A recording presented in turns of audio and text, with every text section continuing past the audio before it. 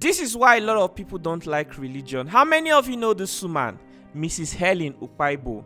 This woman made a preaching against witchcraft that went a long way to influence parents. Some parents even threw their children out of the house thinking that their children are witches and wizards. Some of them even had to pie their children because they strongly believed that their children were witchcraft.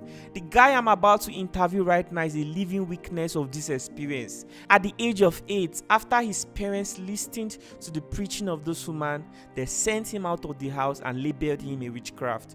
Today, he has a personal resentment against this woman, and he's here to share his story to the world because he wants the world to know that religion can actually be a tool to society's destruction. This is his story.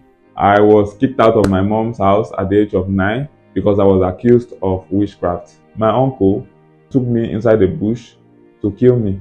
The son confessed that I initiated him. I was so innocent. At the middle of the night, he wanted to go and kill me. Before anybody will see me, they already know that I'm a witch, that they have chased me out of the house. Hi, my name is Felix Omo Augustine.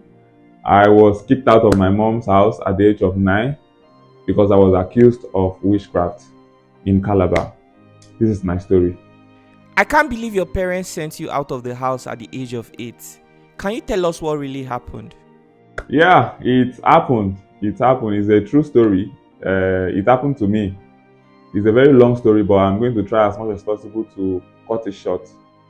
It happened in Cross River State back then, as at early 2000s and late 90s. There was a certain woman named Helen Ukpabio that we heard that she got delivered of witchcraft, that she was a witch. That was what we heard when we were growing up, that she was a witch. So she got delivered of witchcraft. So she became born again and claimed that she can detect witch. She know what, since she was a former witchcraft, that she will be able to detect what a witchcraft looks like, and she will be able to deliver a witchcraft. So the old witchcraft hunting back then was centered around children. Yes, so she held some crusade, held some had some TV show that she was explaining how a witch looks like, how the kind of character they possess. So I can remember that time we went to one of our crusades. Then I was still young, so me growing up that time, we loved this woman because the story they told us was that this woman is going to save children from witchcraft, because witchcraft was very common in Calabar then. A lot of children were accused of witchcraft, even in the school that I was in. There are some children that were segregated from us. So we were like trying to be careful. We don't take food from people because of the news that it was like a pandemic in Cross River State then. So we were so careful. My mom always was very careful with me. She didn't allow me to mingle with other children then. So how I didn't know that the whole thing will come on my head that time. You know, my mom had me at a very, very tender age. She was still in secondary school. So when she gave birth to me, she had to hand me over to her mom, which is my grandma, which is late now. May her soul rest in peace. So my grandma took care of me till I was like, I think 5, 6, 7 years, that age range. So my mom came back and took me with her. So I was staying with my mom. So we were staying happily in the house. Nothing happened. There was no suspicious or anything till my mom got married to a certain man. So that was when the whole issue started. And at that time, she met this man. That was when Helen Ukpabio came up with the pronouncement. So the man started suspecting me that I'm a witch. So they always ran into a fight with my mom almost every time. But my mom should send me out of the house and all that. So my stepdad suggested that they should take me to a prophet. They should find out if I am not a witch, that he is sure that I'm a witch. So that fateful night, I was just at home. So they prepared. They said I should prepare that we are going to church. I said, okay, no problem. I was excited. I thought maybe we were going to our church. So we now went to another church. The church was located at Edemotok in Calabar. So as at that time, when we got to the church, we sat down in the congregation. I think my stepdad had some conversation with the pastor. I don't know. So when the service started, the prophet just came to me. She was a woman, a woman. She came to me and took me out of the congregation and pronounced me in public inside the church that I'm a witch, that I'm behind my mother's um, predicament, my stepdad, that I'm the one destroying his business and everything. So she instructed that I will have to confess, that my mom should take me home and beat me up. She flogged me, that I will confess. So when I got home that night was one of the terrible nights of my life. Yes, it was one of the terrible nights of my life. My mom flogged me, my stepmom flogged me. Like, it was so horrible. I was still telling them that I am not a witch. I am not a witch. So it got too bad to the extent where I agreed. After the whole meeting was so severe, I remember my mom attempting to set me ablaze, pour kerosene on me, wanted to set me ablaze. Even used this one star spoon in those days, those heavy star spoon, hit me in my teeth. There is a mark there, hit me and my teeth broke that night. So due to the pressure and everything, they said I should accept. If not, they are going to kill me. If I accept that they're going to free me. So, I was a child. I was just 9 years old. So I agreed for them so that they can leave me. So I didn't know that it was going to be worse than I thought. So it was a very difficult moment for me. My stepdad came back the next day and said that another prophet told him that I took him to the coven, that I'm going to kill him because of what happened. That I took him to the coven, that I took some pepper and some salt in the house to go and cook him in the coven. So my stepdad said the prophet instructed that they should beat me up. I will go back and carry those things that I took from there. I will go back and untie my stepdad from the coven. So on me, I was so innocent. I did not even understand what was going on, but I was sure accepting whatever they were saying, because the beating was too much, and everyone were against me. My family, everybody, they were against me. So at that time, I could not escape. So I had to accept anything that just for them to leave, to free me. So they asked me if I took my stepdad to the coven. I said yes, I took him. They said, did you carry the paper and so I said yes, I took it. That I will go and bring him back, just for them to leave me. So when my stepdad and my mom left the house, I had to sneak into the kitchen and took some pepper and some salt, just to prove to them that I went to the coven and I brought back the salt and the pepper. I could not remember their reaction then, but I remember when I brought the pepper and the salt back and I showed it to my mom that this is the pepper I took from the house. So it was a terrible scenario. It was a whole lot. If I want to go into details, it will take a whole lot of time. They took me to different churches, mixed some things for me to drink to terminate the witchcraft. There was a church they took me to in Wanse, in Cross River State, Calabar. They took me to the church. They flogged the hell out of me. They used cane. They used broom. The prophet said they should flog me. They pour Fanta and Coke on my body. They pour me olive oil. They gave me olive oil. They mixed something for me to drink. They said they are chasing the demon from my body. So after, I was happy, because I even believed that I'm a witch, and because the whole thing was becoming true. Because everywhere they take me to, they say I'm a witch. So I now believe that I was a witch. So I was like happy the way they were treating me. Like, I was happy that I would be free, that they are trying to deliver me. I didn't know that I was causing more harm to myself. So that night, after the whole deliverance, after the whole beating, when we were coming back home, my mom said she cannot take me back to our house, that the husband would not allow me in. She showed me a place to go and sleep. There was a shop. The shop was closed. It was at the middle of the night, around, let me say, 11 o'clock. And we know back then how Calabasa was so rough. So my mom showed me the place, and I went. I was begging her. I said, they might come and kill me here. So she said I should go. She commanded me that I should go there if I don't have power. That I have power to save myself and all that. So I went to the place. I was crying that night because the place was so dark. Nobody was around. So I went. I pretended as if I was sleeping there. So when she left, and I had to stand up, I ran from people that are familiar with this place. I ran from um, Wanse to Obufai. There was a school, a church in Obufai Apostolic Church. That was the school I attended. So I ran to the school, to the church from Wanse. We all know how far people in Calabar know how far that place is.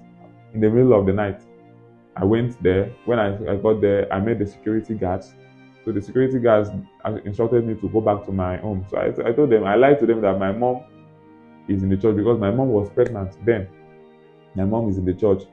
So I begged them, they allowed me in. When I got inside the church, I went and I slept under the staircase. It was around, in the middle of the night, around maybe like 2, 3. The security guard came inside and then saw me. So she started flogged me again. Serious flogging. Said I should go back, I should go. So they were thinking I was maybe Skolombo and all that. So the Skolombo is actually a general word for children that do not have parents in Calabar. Children that are on the street. Till now, they are still on the street. So the man chased me out of the church premises, and I went. I can remember. I went and slept in one. I think it was an abandoned building. So I slept there till the next day. So I woke up, and that was how my journey started. So I was on the street, 2005, and as then I was 9 years old. Yes, I was on the street. The whole of 2005, I was on the street of Calabar. I was moving from one house to another. Someone would just come and pick me on the road and then use me as houseboy.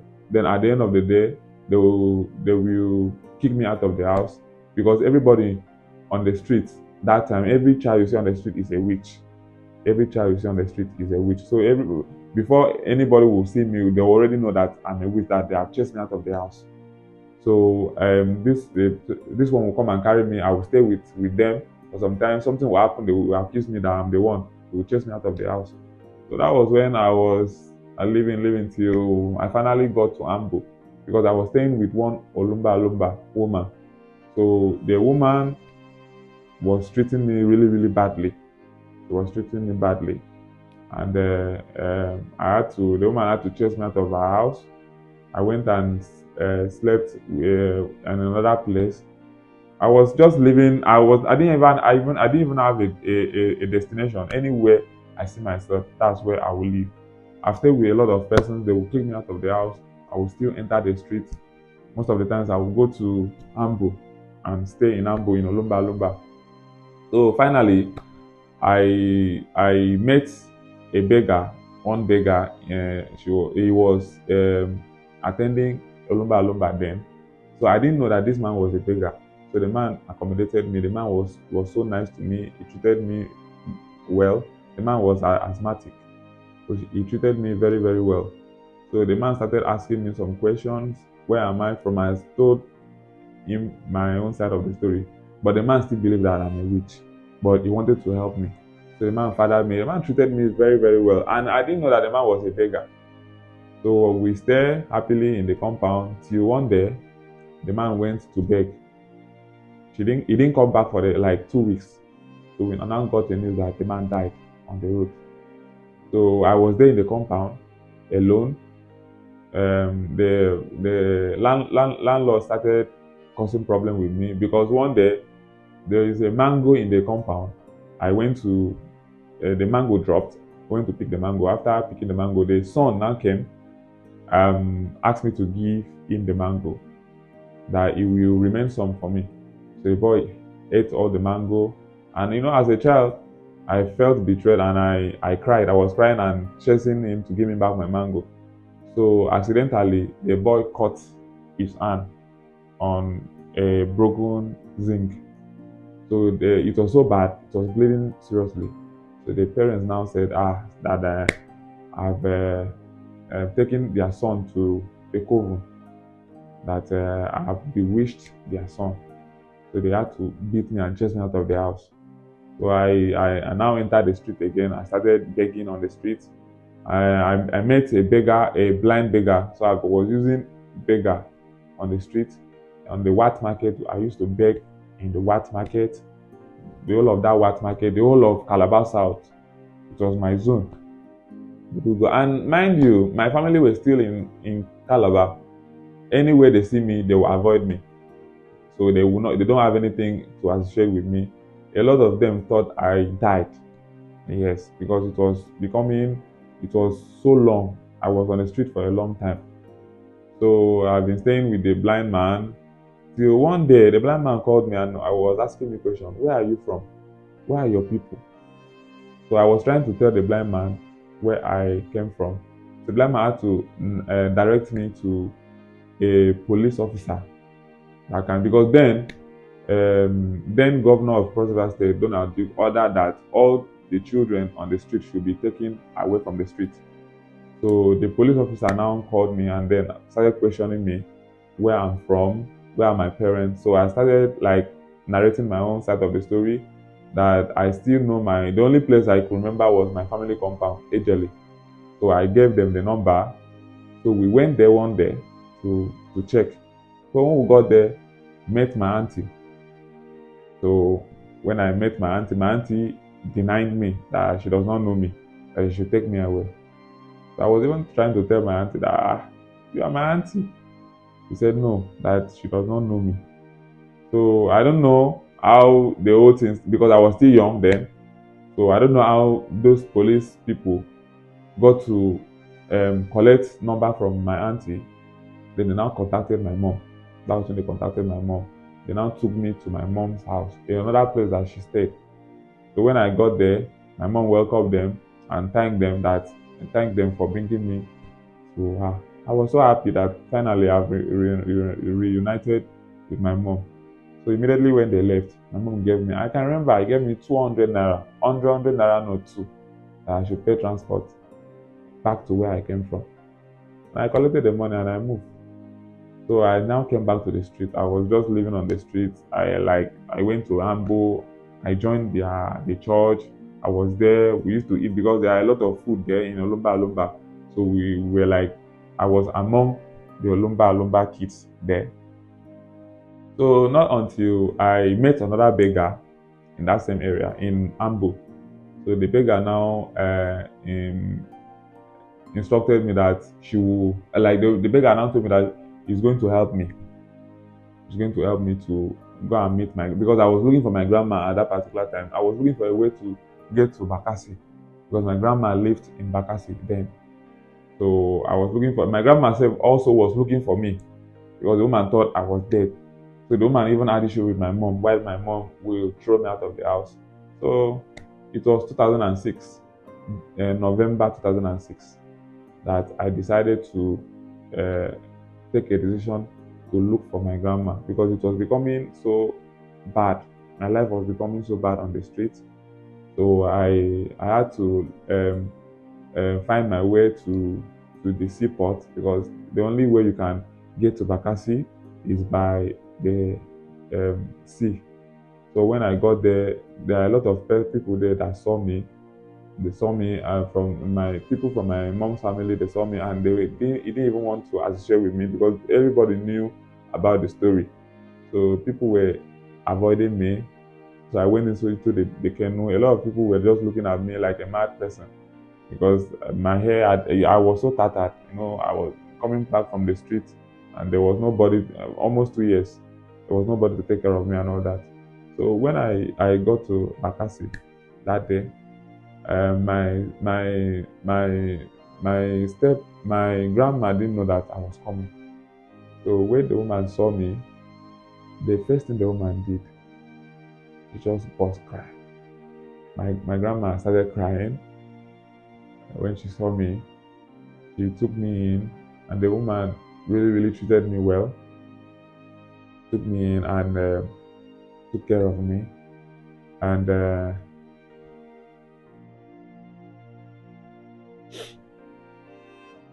I'm sorry. I'm sorry. She she took care of me, and I was there with her. And my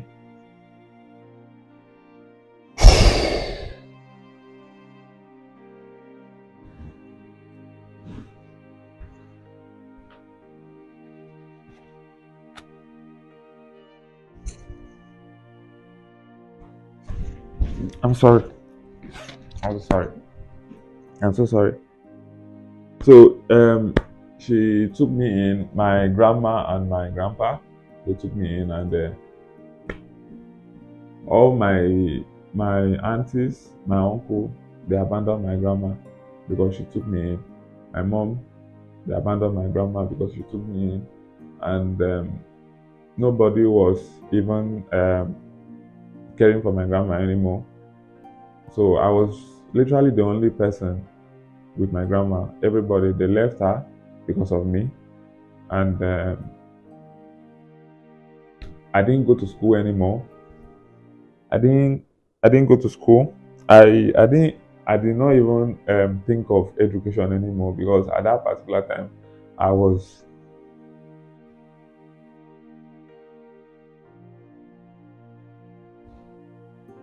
I'm sorry. At that particular time I was just concerned about my life. I just wanted to like live a good life, and seeing my grandma for after um, years, I was so happy that at least I still have someone that accepted me. And then so I didn't care about education anymore. I was just there in the village. So I stayed in that village in Bakassi since 2006. I have been there 2006. I left the place 2011. That was when I left Bakassi. I left Bakassi, but I didn't leave Bakassi all. I just there was a day I got enrolled in the school there in Bakassi Cameroon school because Cameroon were in charge of the place as at that time.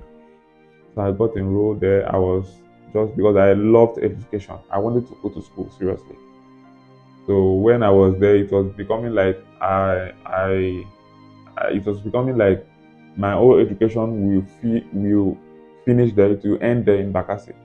So I told my grandma that I'm going to go back to Nigeria and complete my education. So my grandma was like, where are you? Who are you going to stay with? Where are you going to stay with? Your mother does not want you. Nobody wants you. Where are you going to stay with? I thought because the woman had a house in one village, Akpabuyo. So I told the woman, I'm going to go there and stay by myself.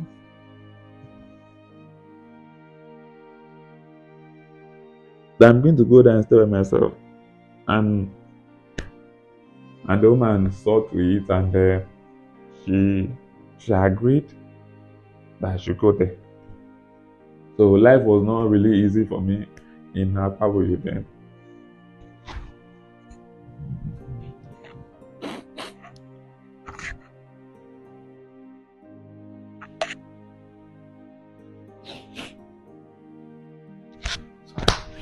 So life was not really easy for me in Akpabuyo then. I was there. I started primary school.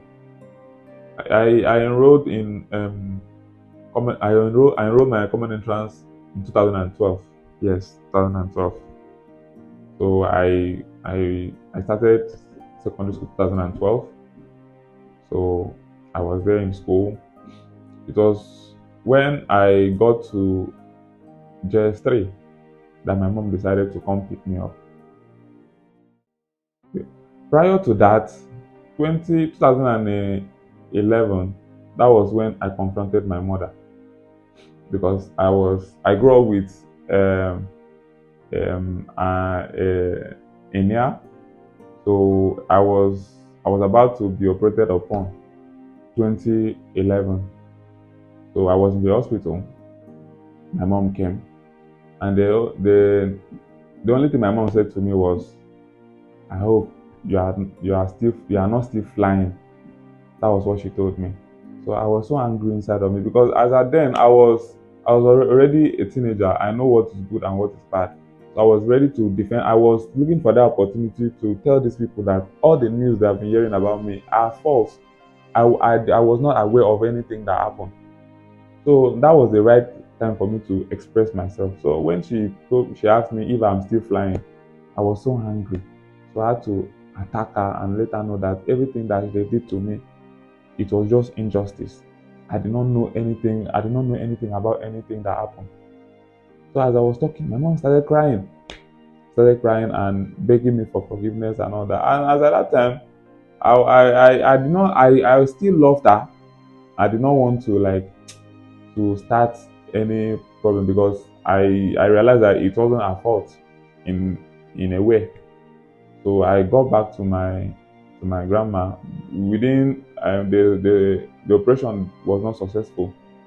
There was a situation that happened that I could not operate again. They could not operate me. So I now went back to my grandma in the village. So when I reached the 3, my mom came back to pick me from the village. She wants me to come and stay with her. So that was how she took me in again, and it was problem upon problem. As at that time, she didn't still believe that. Nobody believed that I was telling the truth. She had to take me to one church. They should make something for me to drink at that age.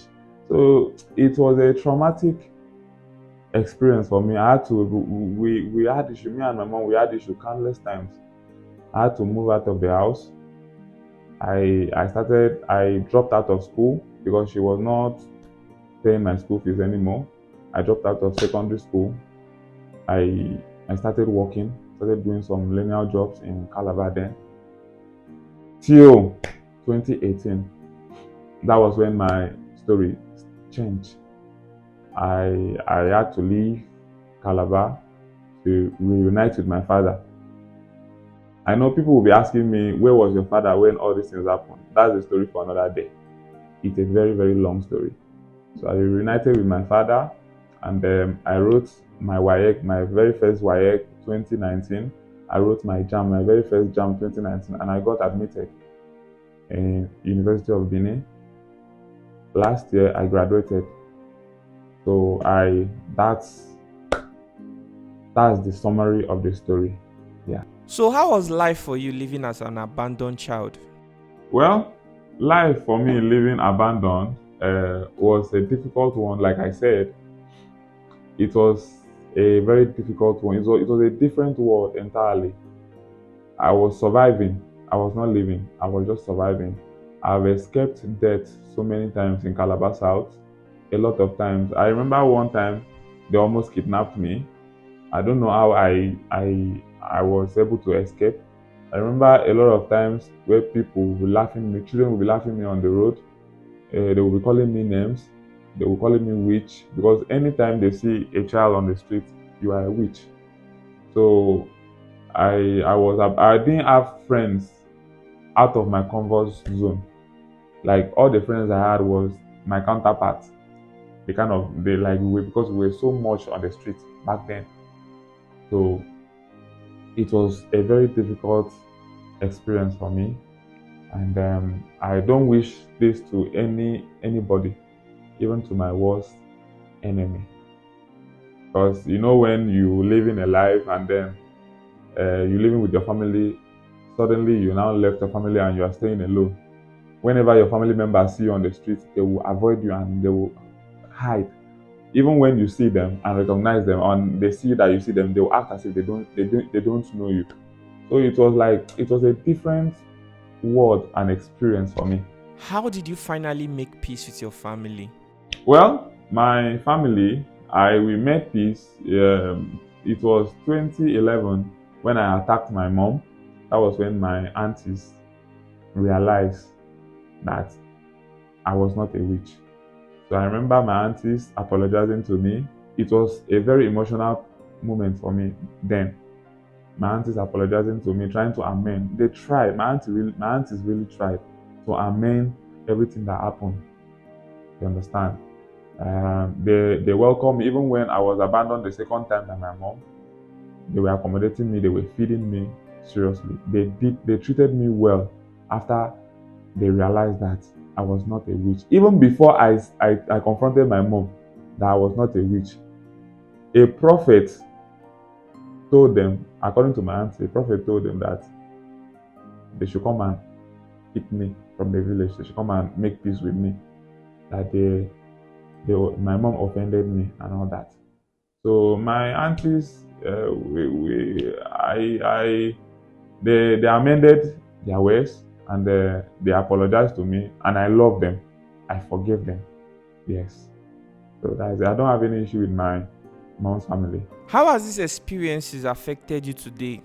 Well, the experience affected me seriously. It's really affected me even till now.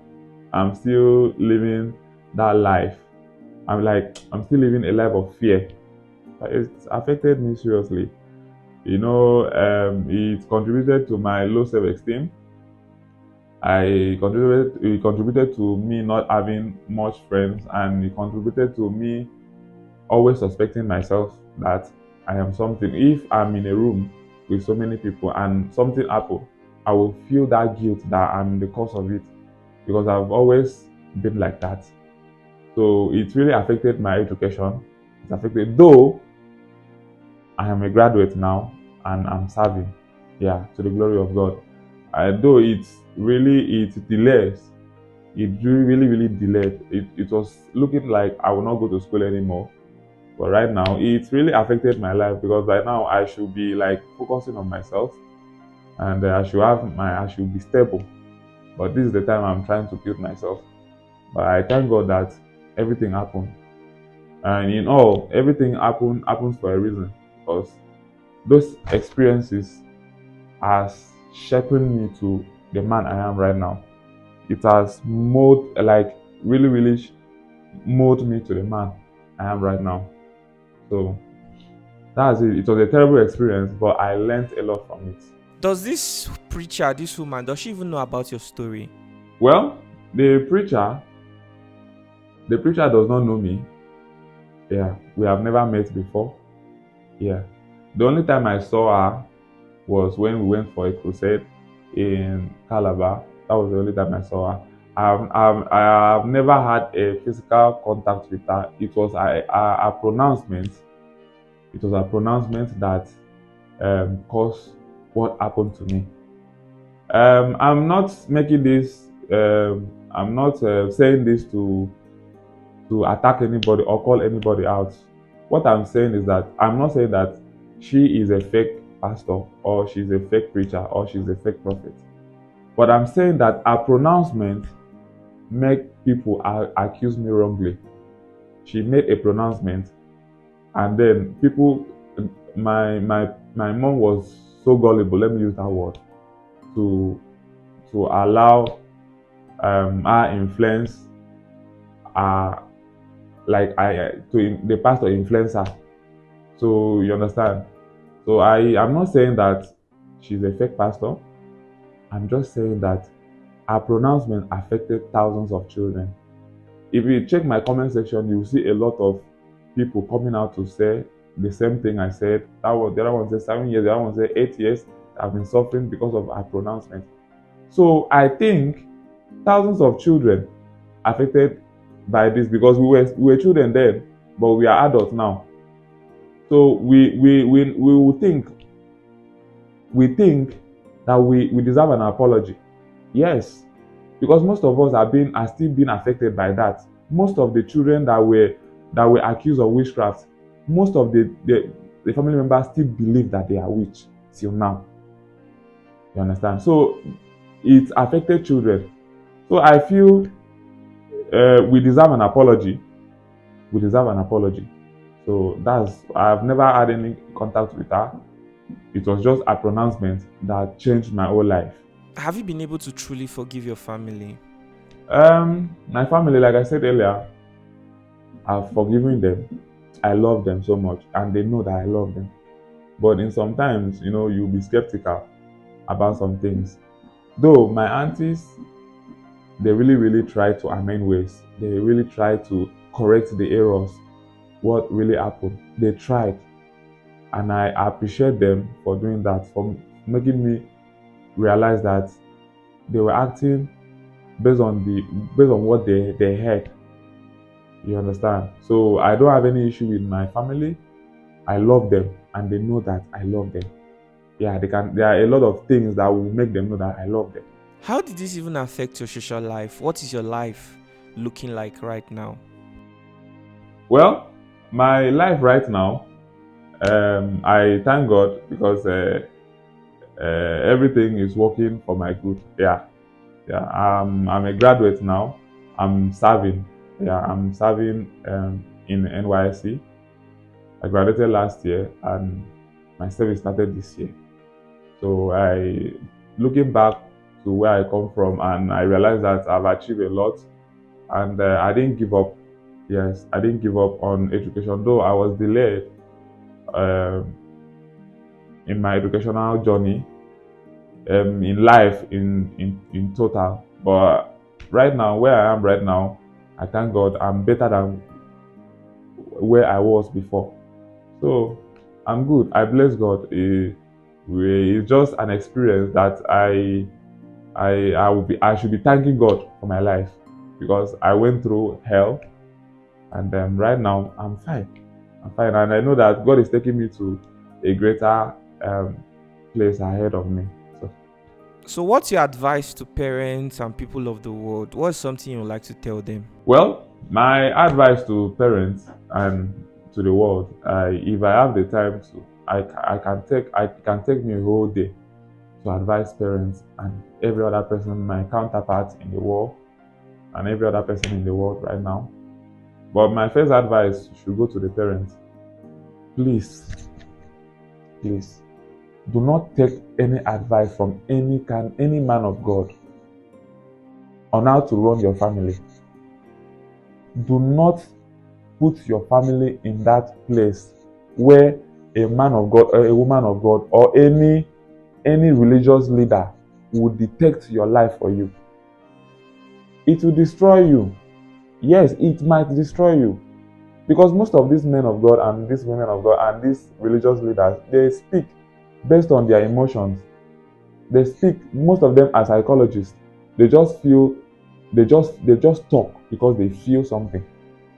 So it's better for you to know God by yourself and for yourself. Know God for yourself. Nobody should come and tell you that your child is this, your child is that, because you don't know what that child will become later in life. You don't know what that child will become later in life.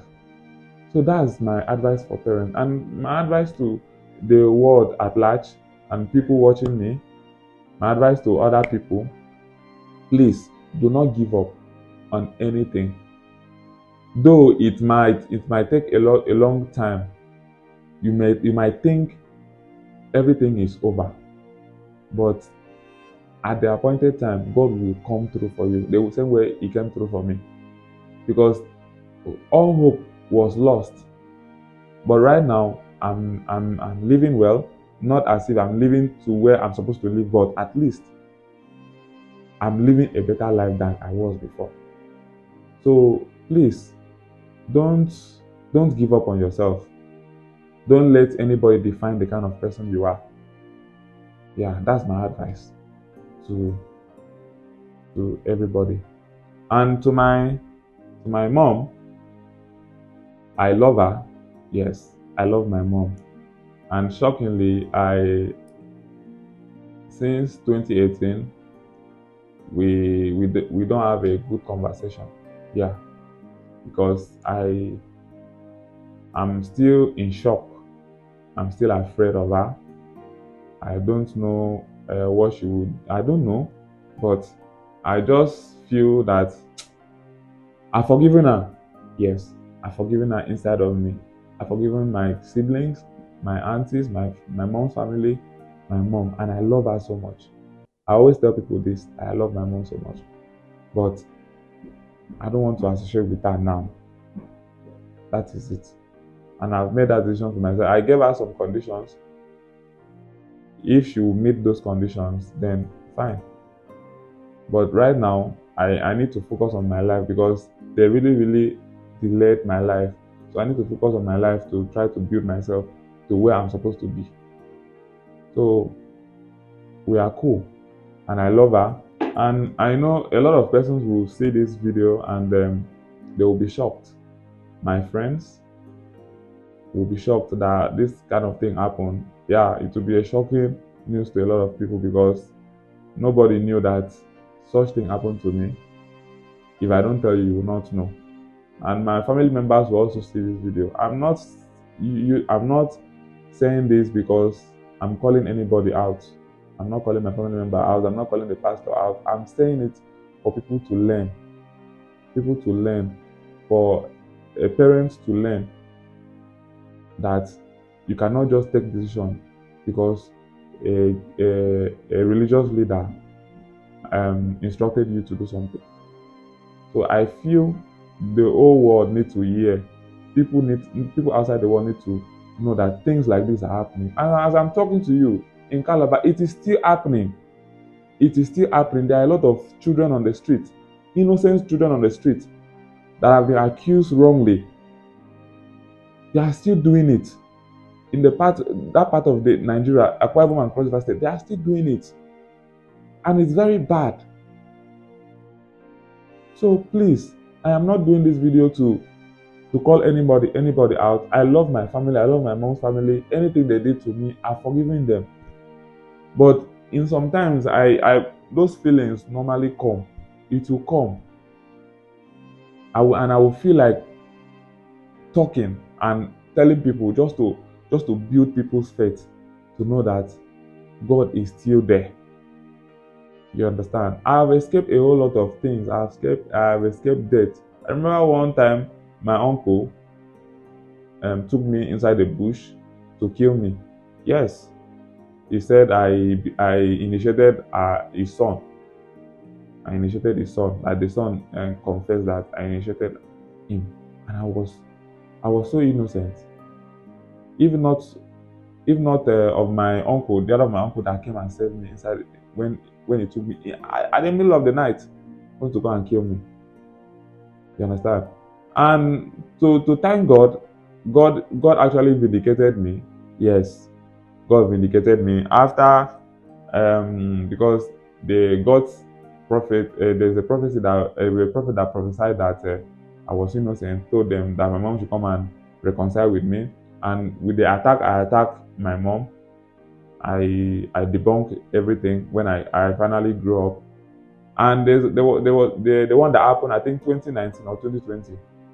One of my aunties, my mom's sister. Please cut that part. I said my mom's sister. Please cut that part.